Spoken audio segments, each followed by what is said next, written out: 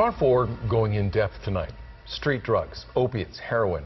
All too often we talk about it as something that happens on a dark street somewhere else. Yeah, but as we will show you tonight, it is happening in well-lit, prosperous communities. The Centers for Disease Control, they say it is an epidemic. Opioid deaths are up 33% over last year. New at 10, Kron4's Vicki Liviakis shows us how this deadly problem is taking a toll on teenagers in Bay Area suburbs. Joey, in my mind, was everybody's kid. He was the all-American kid. He was very, very much into sports. But then there is reality. Your son is gone. Yeah, my son is gone. My son is gone, and I can't tell you how devastating it's been. Unless you've lost a child, there's no way to really fully comprehend the depth of grief you go through.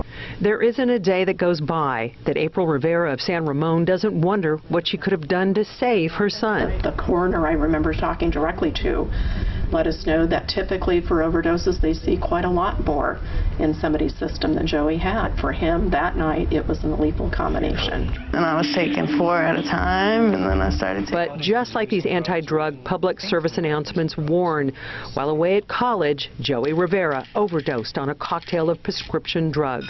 According to the Centers for Disease Control, car crashes used to be the #1 killer among young adults, but now drugs moved to the top of the list.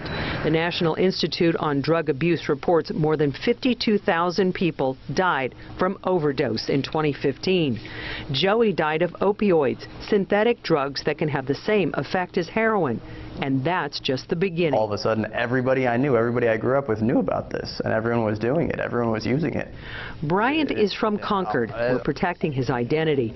He started snorting crushed opioid pills right out of high school. Soon he was smoking heroin, then shooting it, and didn't stop, even after witnessing the overdose death of a friend. You know, I knew in the back of my mind that the substances I was using, the ways I was using them, could lead me down that road and could end up taking my life, but that's the first time I had really seen it. I had witnessed, I had first-hand experience with, someone I knew dying because of this. Bryant is smart, clean-cut, and an addict, a slave to his heroin high. He never thought it would happen to him.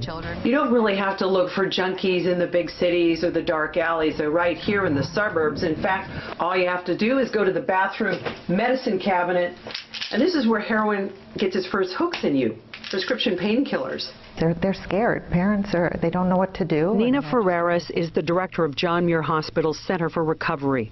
She says many parents are at first shocked, then ashamed and afraid. And they're just trying to save their children, and addiction has such a, if their lips are moving, they're lying, and it's, it's very dishonest. The addiction is a dishonest disease, and it does everything to protect the disease.